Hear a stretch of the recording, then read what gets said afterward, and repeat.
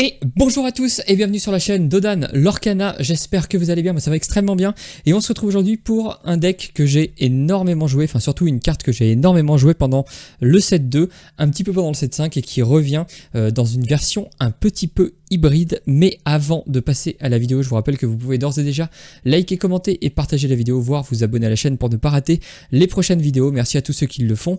Comme d'habitude, pour les gens qui n'ont pas le temps, vous retrouverez en description le lien vers la decklist, tout comme mes réseaux sociaux et le Discord Alter Ego. N'hésitez pas à venir nous rejoindre sur tous ces supports et on passe immédiatement à la decklist que j'ai sobrement nommée le retour du roi, puisqu'il s'agit évidemment d'une nouvelle version d'un deck Mufasa, un style Fassa. C'est un peu la version qui s'impose, mais cette fois-ci elle est un petit peu hybride puisque vous pouvez voir les cendrillons, signe qu'il y a évidemment des chansons, parce que je vous rappelle que le principal défaut de ce deck, c'était évidemment lorsque vous étiez sur la draw, lorsque vous étiez deuxième joueur.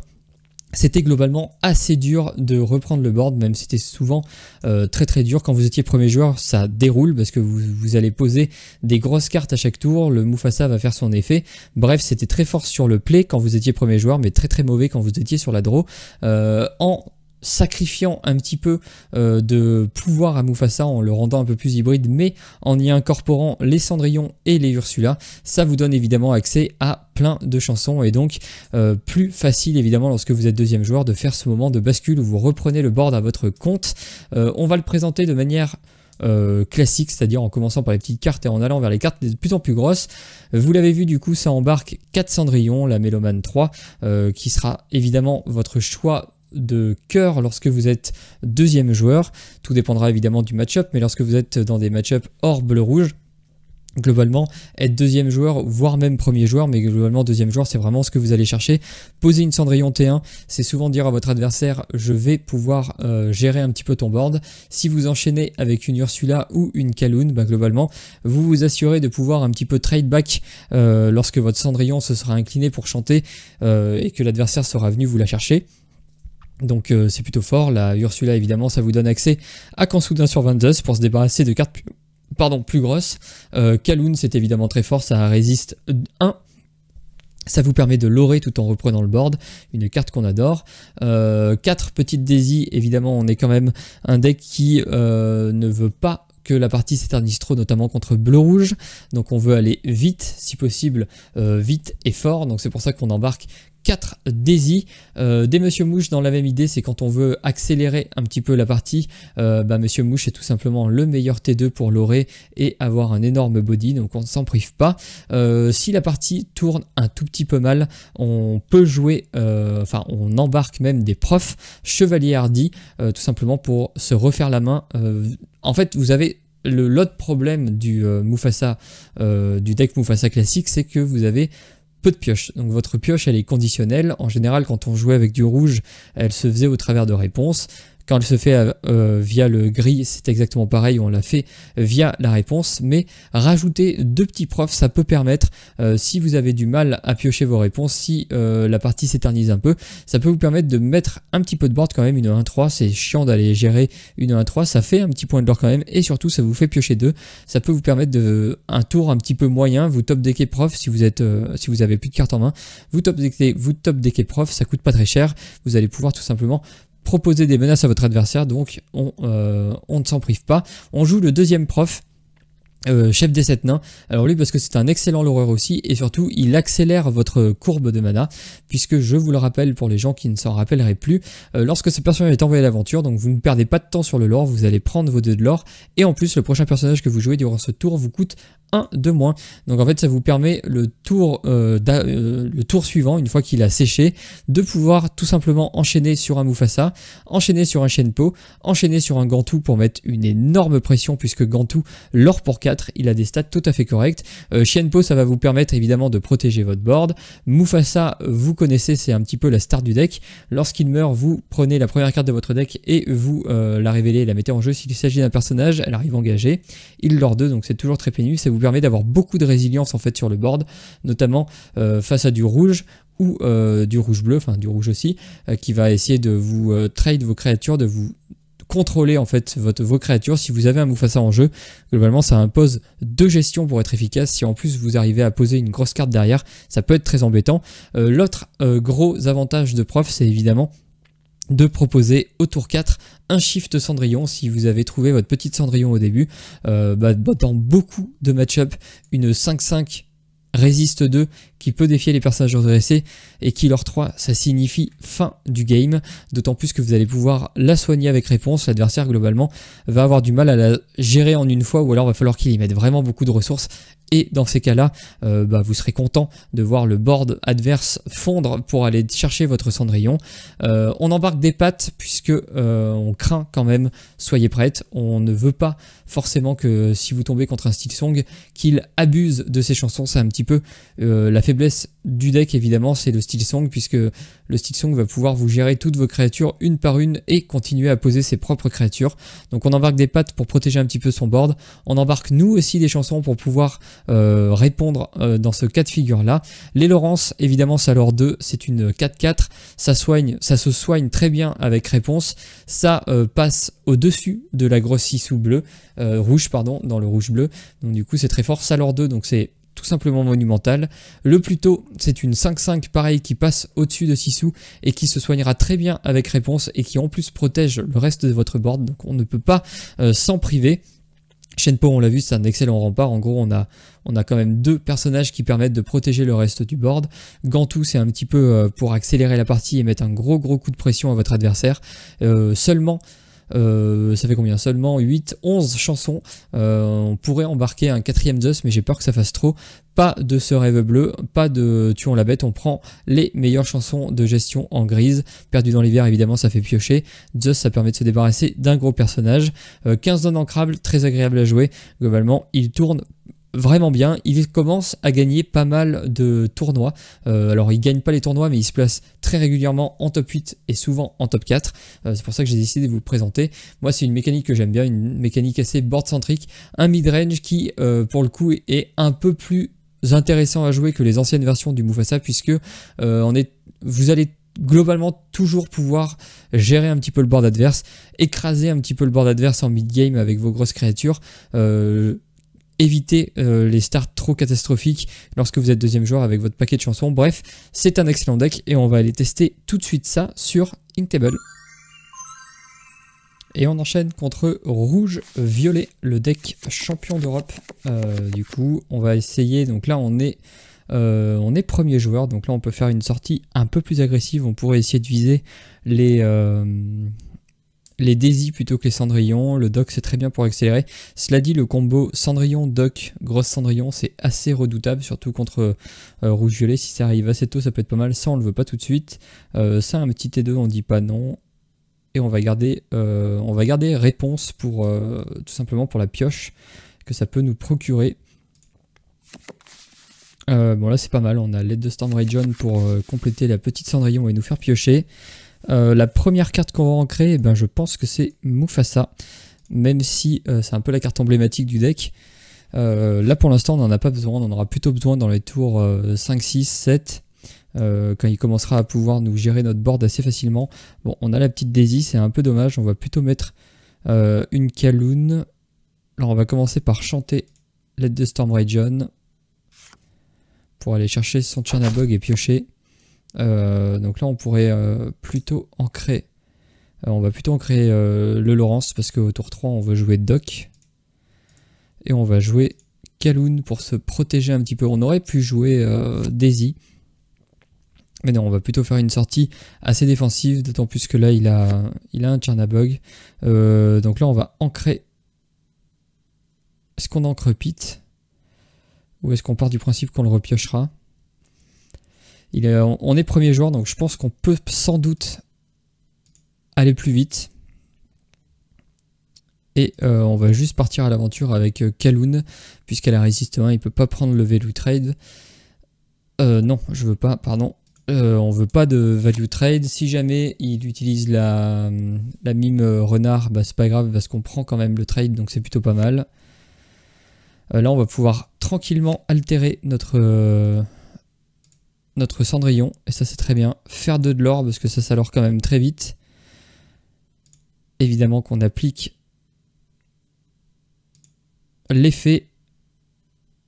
On va shifter la grosse Cendrillon, on va partir à l'aventure et là on lui met tout de suite d'entrée une pression assez colossale. Si jamais il tape notre Cendrillon, déjà il lui fera pas grand chose parce qu'on a peu de cartes en main, mais on pourrait repiocher avec la réponse, donc ça c'est très bien. Est-ce qu'on part tout droit?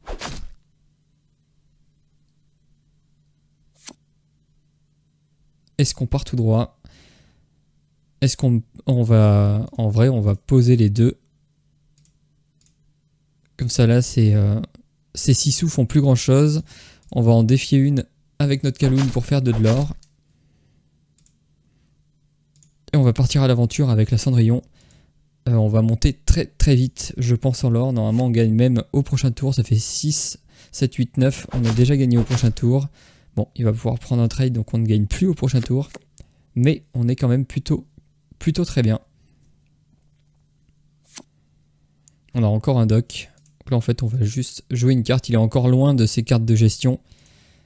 Enfin, il y arrive, hein. Tour 6, il y arrive, mais je pense que c'est un peu trop tard. On va passer à 19 globalement. Je pense que on l'a tout simplement débordé. On est allé trop vite pour lui. On va passer. Et là en plus, s'il a le malheur de nous blesser une créature, on pourrait soigner avec réponse et repartir si jamais on en avait besoin. Évidemment, on n'en a pas besoin. Le pire qu'il puisse faire, bon là on peut s'y faire rien du tout. Le pire qu'il pouvait faire, c'était une Médusa. Et on va tout simplement s'imposer de manière complètement aggro, mais bon, ça fait du bien. De temps en temps. On va enchaîner contre bleu-rouge. Le bleu-rouge de Q. Et là cette fois-ci on est player 2 et starting the game, donc on est sur la draw. Donc là on voudrait... Alors on est contre bleu-rouge. Alors il y a une autre version qui au lieu de jouer les Ursula joue les porcinés. Donc je pense qu'elle est meilleure contre bleu-rouge. Donc ça, le choix entre les deux versions, ça va un peu dépendre évidemment de votre méta, de la méta dans laquelle vous évoluez. Contre bleu-rouge, on veut pas tomber à court de cartes, donc on va garder ça. On pourrait garder ça pour le Flavorsham. Ça, on n'en veut pas. En fait, on veut quand même des T1. On veut une sortie assez agressive. On va garder la Ursula au cas où T2. On va garder ça si jamais on arrive à avoir la petite Cendrillon. On n'a pas la petite Cendrillon, mais on a 2 Laurence. C'est plutôt pas mal dans le match-up. On a encore une chance de piocher. Non. On va ancrer. On va ancrer plus tôt, je crois. Ou plutôt la réponse. Ah, c'est dommage d'ancrer réponse quand on a Laurence et plutôt en main. On pourra ancrer un Laurence, sinon. On va ancrer un Laurence et on va passer. On en a 2 après tout, on va peut-être pas être trop gourmand. Donc là, il nous fait la sortie un peu classique. Voguer sur les mers azurites. On a encore un Laurence. C'est embêtant d'en ancrer autant, mais en même temps, qu'est-ce qu'on y peut? On n'a pas grand chose d'autre à jouer, donc là on va jouer Ursula, on va commencer à essayer tant bien que mal à faire un peu de l'or. On a Doc pour repartir si jamais, si jamais on se fait vider la main parce qu'il nous gère trop facilement. Donc ça c'est pas trop mal. Là il aurait pu nous mettre une petite 6 sous. Heureusement il n'en a pas. Shenpo c'est pas mal. Le problème c'est que sur le tour 3 on va préférer jouer ça. Est-ce qu'on préfère jouer un Pluto ou un Shenpo au tour 5? Je pense que Pluto est pas mal pour synergiser avec réponse. Je pense qu'on va juste ancrer plus ardent. Pour l'instant ça ne nous sert pas à grand chose. Et on va jouer un Laurence.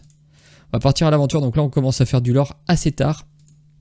Ça peut être une partie un peu plus compliquée je pense. On va voir comment ça se passe. Bon, il a la petite 6 sous. C'est pas très grave, on a notre gros Laurence. Tour 4 on va... Je pense jouer plus tôt, ça peut l'embêter. Est-ce qu'on veut garder Monsieur Mouche, sachant que Monsieur Mouche il a un bloc de glace? Je pense que c'est pas le meilleur moment. On va jouer ça. On va le faire entrer engagé. Et on va partir à l'aventure. Là on met que des personnages qui ne se prennent pas la grosse 6 sous puisqu'elle peut arriver dès maintenant. Bon évidemment, bah voilà, parfait. Donc là on a parfaitement tourné autour de la grosse 6 sous. Il prend pas le trade. Il a raison. On va développer notre gros Shenpo. On peut ancrer la Ursula. On va jouer l'énorme Shenpo qui va bien l'embêter. On va le mettre en bodyguard et on va partir à l'aventure avec le reste. Donc là, au tour prochain, il pourrait déjà faire un Soyez prêtes. Alors, est-ce qu'on a bien fait de développer le Shenpo ou est-ce qu'on aurait peut-être dû rester sur un peu un statu quo? Je pense qu'étant donné qu'on a Doc, on s'en fiche un peu. Là, c'est dommage de voir notre Shenpo partir. Surtout que là, il meurt quand même assez vite. On n'a quand même pas envie de prendre le trade, ça nous arrange pas trop. Ah, ça c'est bien. Ça va l'embêter. Après, il nous a mis une carte en encre. Ça nous aide pas mal. Faudrait peut-être qu'on gère quand même sa Sissou avec notre Pluto, tant pis. En tout cas, ce qui est sûr, c'est qu'on joue un Mufasa. Ce qui est sûr, c'est qu'on part avec lui. 2, 3, 4, 5. J'ai peur qu'il ait beaucoup de gestion et que la Sissou devienne un peu ingérable. Donc je pense qu'on va aller lui la prendre. Fallait peut-être pas... Je suis pas sûr de moi là sur ce play là, mais je pense que là il commençait à aller un peu trop vite. On aurait été à égalité avec lui. Là voilà, je préfère qu'il repose une petite Sissou. Qu'il fasse pas grand chose globalement. Ah, ça c'est parfait. On peut rejouer ça. On pourrait presque chanter pour détruire sa petite Sissou, mais je pense qu'on s'en fiche en fait. Qu'est-ce qu'il peut en faire là de sa petite Sissou? Pas grand chose. Donc en fait on va juste y aller à fond parce que de toute façon dans ce match-up là on n'a pas trop le temps de tergiverser. Double Mufasa, bah, c'est plutôt pas mal contre lui. Ça va vraiment je pense que ça va vraiment l'embêter. Il a pas trouvé sa pioche. Heureusement pour nous. Ah bon, il tue un Mufasa, il nous fait pop une petite Ursula, c'est pas forcément ce qu'on veut le plus. Mais c'est pas très grave. Là par contre il aurait peut-être mieux fait de prendre un trade. Nous on va pouvoir jouer le Laurence. Partir à l'aventure avec tout, parce que de toute façon on n'a pas trop le temps. Il est qu'à 9. Est-ce qu'on prend le trade sinon avec Mufasa? Et on finit avec...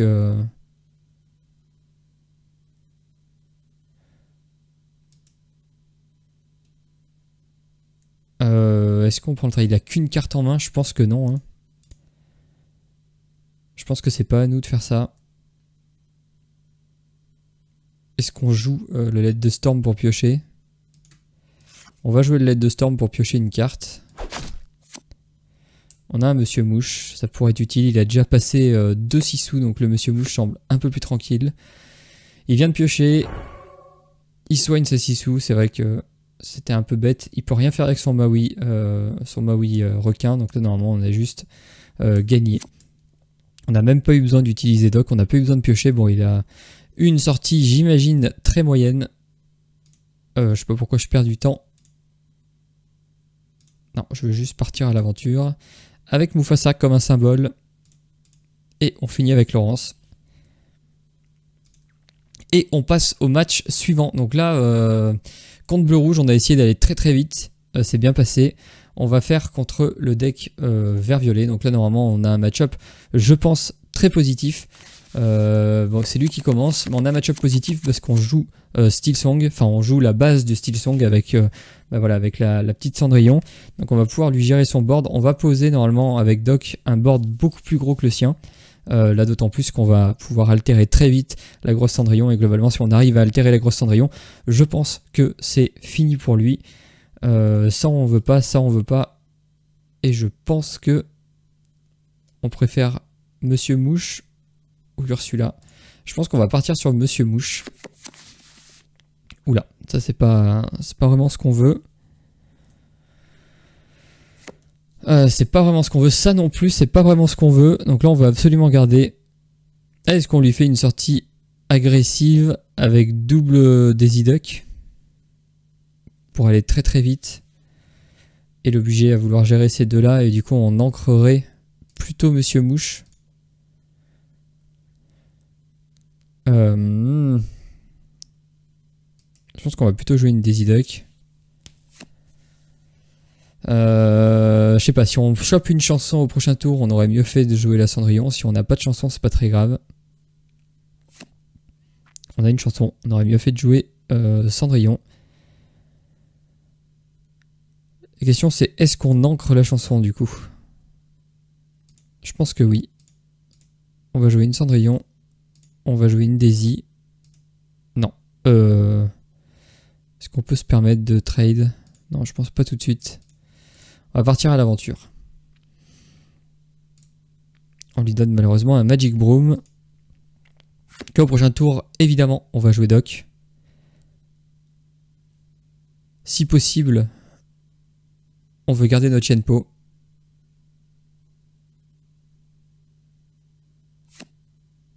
On a réponse. On a réponse, c'est pas si mal. Je pense que là, on va défier. On va défausser Doc. Là, c'est embêtant parce que ça donne envie d'ancrer réponse, mais on va plutôt ancrer Shenpo. Et on va passer. En fait, on veut pouvoir soigner. On veut pouvoir piocher avec réponse et on a plus de chances de récupérer quelque chose de pas trop mal que si on le fait pas. Donc là, ouais, bon, il prend la Daisy, c'est pas très grave.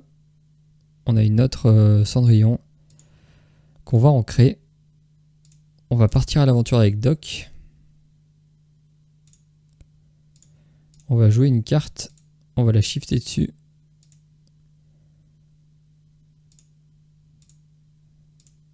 On va défier ça. En fait, là, on prend pas de dégâts avec son board pour l'instant. Il pourrait vouloir tuer notre Doc. Ou alors il va juste courir. Il va peut-être même aller plus vite que nous. On l'aura 5. 1, 2, 3, 4, 5. Il aura 5 aussi. Sauf qu'il est un peu en avance. Il a pas mal d'or d'atteinte. Ah, ça c'est très bien.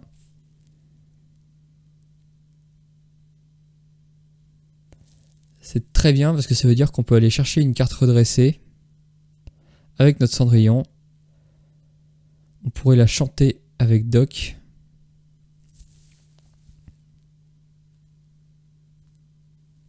On pourrait la chanter avec Doc. Aller chercher la rose. Piocher avec réponse. Mais est-ce que le plus important c'est pas de gérer de génie? Est-ce qu'on attend un tour pour jouer les deux et pouvoir aller chercher le génie avec plus ardent? Est-ce qu'on peut pas tout faire avec le Doc qui s'engage? Si on peut tout faire avec Doc qui s'engage. Ça fait pour 4 on jouerait tout ça, mais le problème c'est qu'on pourrait chanter. On pourrait chanter qu'avec elle. Ah, est-ce que c'est pas ça le play?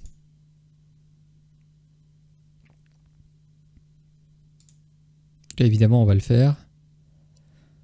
Le problème c'est qu'on blesse pas nos personnages. Qu'est-ce que c'est le bon plan?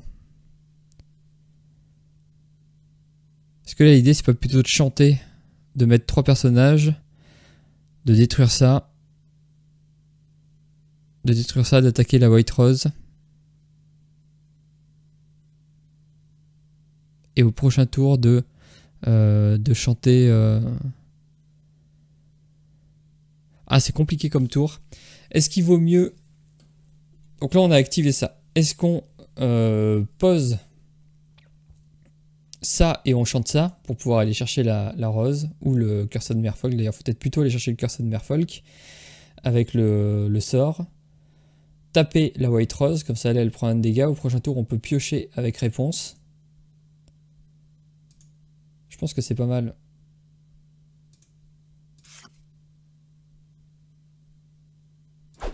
On va détruire ça.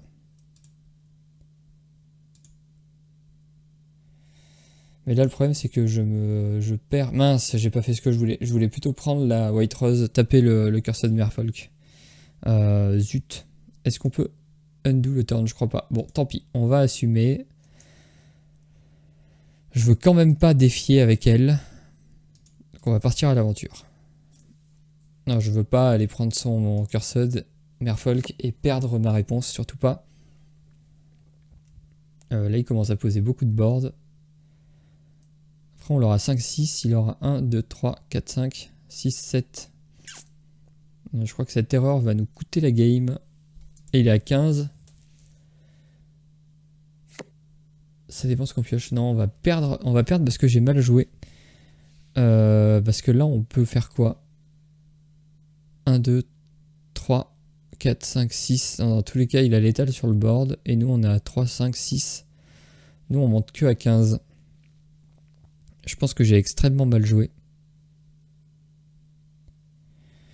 J'ai extrêmement mal joué. Bon, l'avantage, c'est qu'on s'en rend compte. Donc là, je vais la mettre en bodyguard. On s'en fiche un peu. De toute façon, c'est perdu. On va partir à l'aventure et partir à l'aventure. Il trouve... On va perdre là-dessus et on va passer... Il va passer à 10. On va refaire le match parce que je pense que j'ai mal joué.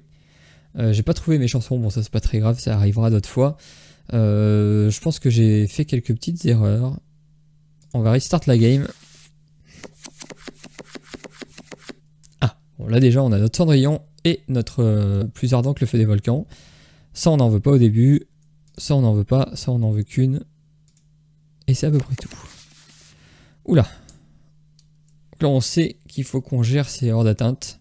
C'est insaisissable, pardon. Là c'est pas mal.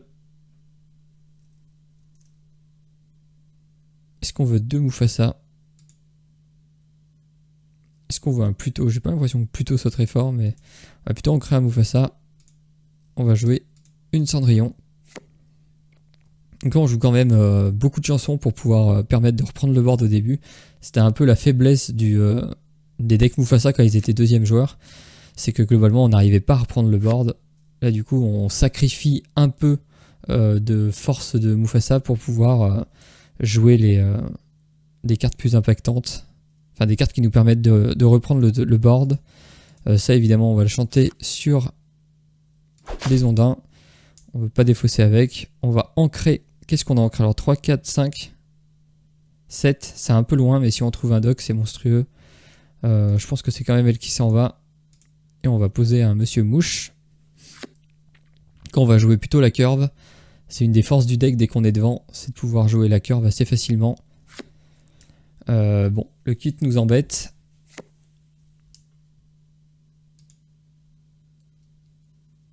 Mais je pense que la Cendrillon du coup, elle s'en va. Lui il va partir à l'aventure.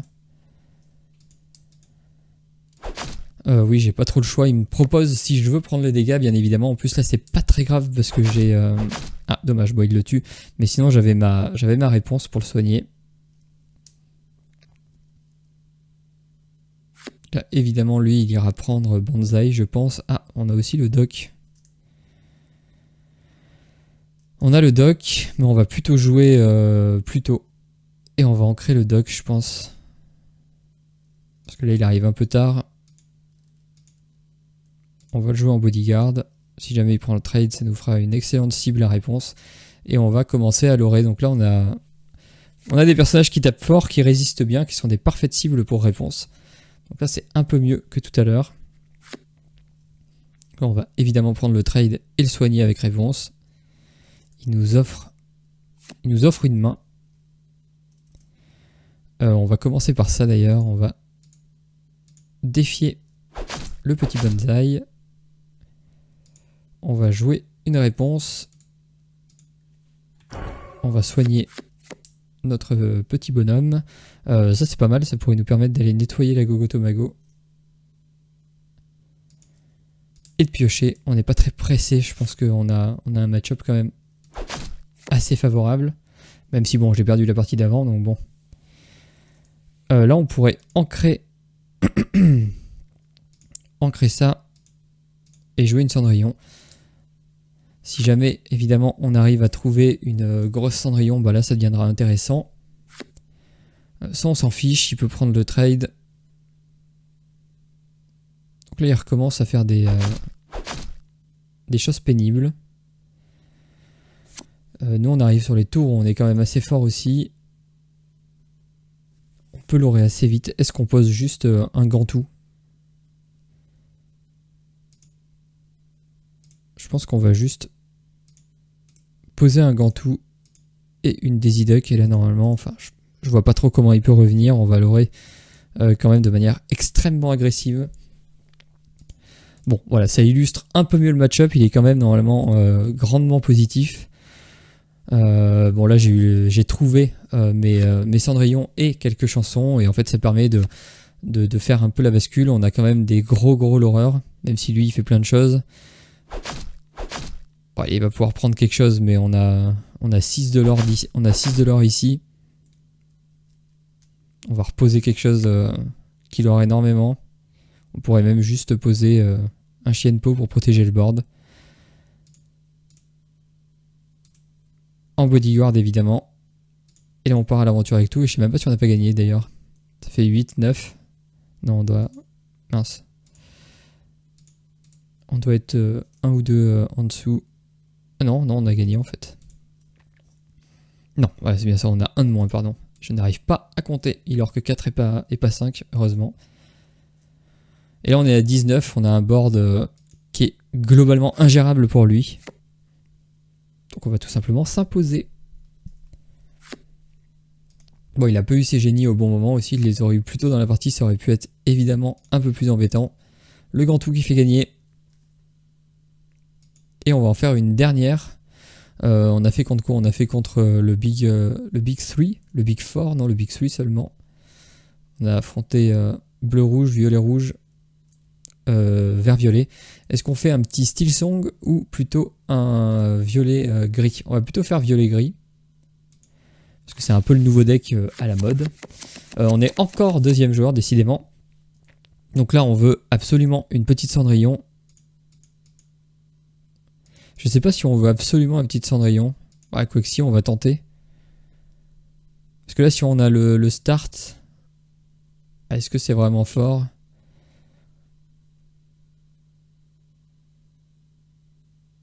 Je sais même pas s'il vaut mieux pas garder grosse Cendrillon.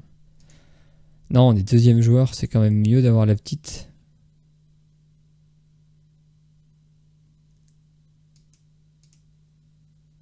On garde juste le Monsieur Mouche pour avoir un T2 au cas où. Allez, on garde juste le Monsieur Mouche. On a la petite Cendrillon. Mais on n'a pas grand chose à ancrer malheureusement. Si on a un Laurence, on va ancrer un Laurence et on va jouer une Cendrillon. Est-ce qu'on garde le LED de Storm Rajon? Je pense qu'on va plutôt prendre le trade manuellement et on va garder... Ah, quoique.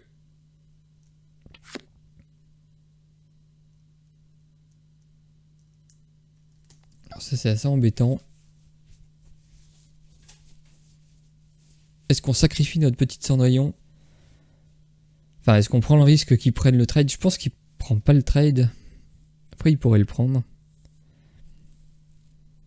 Bon, on va faire ce que fait le deck. De manière générale. Il chante des chansons avec sa petite Cendrillon.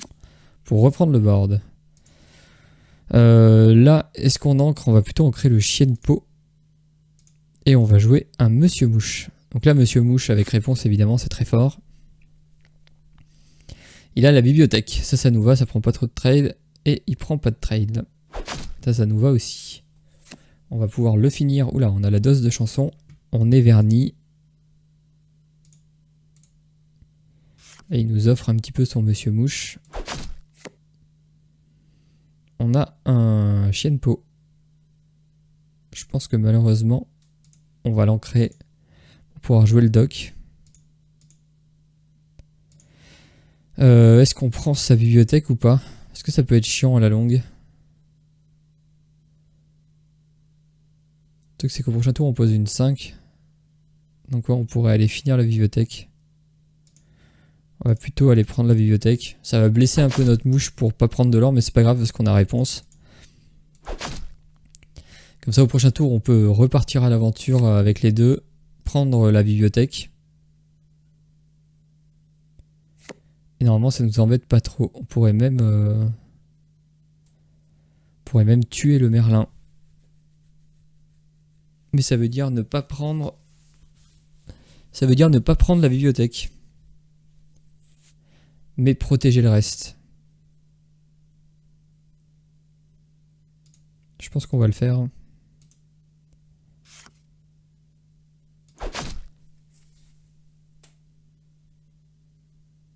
Donc là, on a 3, 4. On pourrait quand même altérer.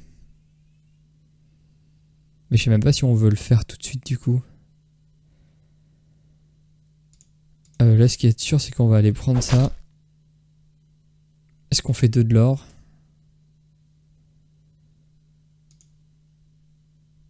Je pense qu'on va lui détruire sa bibliothèque. Et la question c'est, est-ce qu'on ancre quelque chose ou est-ce qu'on attend? J'ai quand même l'impression qu'on peut ancrer la réponse. Tant pis pour le monsieur mouche.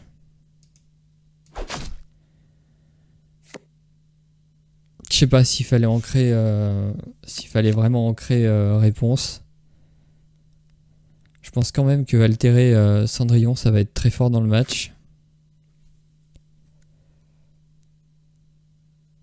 On peut... Alors on va commencer par faire ça. On va partir à l'aventure.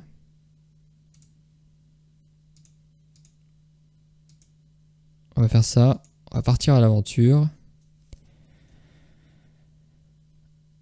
Et là la question c'est, est-ce qu'on ancre la petite Cendrillon? Je pense pas, je pense que lui va rester redressé en tout cas. J'aurais bien aimé pouvoir la jouer mais là j'ai que des non ancrables. Est-ce qu'on l'ancre elle? Le doc peut chanter. Hein. On va ancrer comme ça au prochain tour, au pire on jouera l'autre doc. Et on va passer. Non, on a plutôt bien fait je pense. On va pouvoir aller chercher le Laurence assez tranquillement.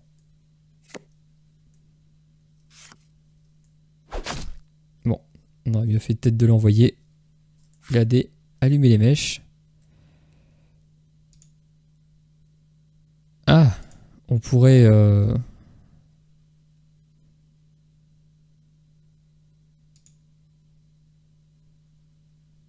Non, on pourrait en gros, ce que je réfléchis, c'est on pourrait engager lui, enfin utiliser c'est partir à l'aventure pour pouvoir payer un de moins le doc.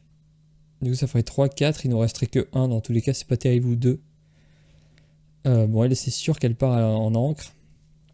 Et là maintenant c'est comment on fait? Est-ce qu'on chante avec doc pour aller chercher le Laurence? Auquel cas après on peut tout de suite flood le board. Ou est-ce que on chante? Non, on va jouer la carte nue. On va faire 2 dégâts sur Laurence. Du coup, elle va pouvoir aller prendre le Laurence sans prendre de dégâts. Là, c'est un peu embêtant. Est-ce qu'on peut délayer encore le tour? On va aller taper le Diablo. On va jouer assez trouillard. Et on va pas jouer le petit doc. Je pense que là on a réussi à prendre le board de manière assez conséquente. Bon là il peut taper mais c'est pas grave, on va le soigner. Donc c'est même parfait, il nous offre réponse. Enfin il nous permet de soigner avec réponse. Même 4. Ça veut dire qu'il nous faudrait 7. Donc si on trouve une encre on pourra même protéger avec, donc c'est pas trop mal. On va jouer. On va soigner le doc. On va piocher 2 cartes, on va pouvoir ancrer la petite réponse. La petite Cendrillon, pardon. On va partir à l'aventure. Donc là c'est quand même plutôt fort le tour qu'on fait. Et on va pouvoir protéger avec un Pluto. Et partir à l'aventure avec la grosse Cendrillon. Et là on a un board qui est, n'ayons pas peur des mots, plutôt solide. Bon. Il est obligé quand même de chanter, ça fait quand même mal ce qu'il vient de faire. Ça fait beaucoup de cartes pour pas grand chose. On va poser un Laurence. Est-ce qu'on chante? Non. Je pense qu'on n'a pas trop besoin de chanter. On va chanter nu la chanson. On va taper le génie. Et on va partir à l'aventure avec tout. De toute façon, là, on est trop devant. Je sais pas pourquoi je réfléchis autant. On pourrait même jouer doc. On va le jouer d'ailleurs. On va piocher 2. Et on va partir à l'aventure avec la réponse. Et là, c'est normalement échec et mat. Parce qu'on a 3 de l'or redressés. Normalement, il ne pourra pas aller le chercher. Et quand bien même, il ne pourra pas aller chercher le reste de toute façon. Et on va juste finir avec la grosse Cendrillon. Voilà, j'espère en tout cas que cette vidéo vous aura plu. Si c'est le cas, n'hésitez pas à liker, commenter et partager la vidéo. Ça me soutient et c'est gratuit. Voire vous abonner à la chaîne si vous ne voulez pas rater les prochaines vidéos. Il ne me reste plus qu'à vous souhaiter une excellente journée et ou une excellente soirée. Tout dépendra du moment où vous choisissez de regarder cette vidéo. Allez, salut!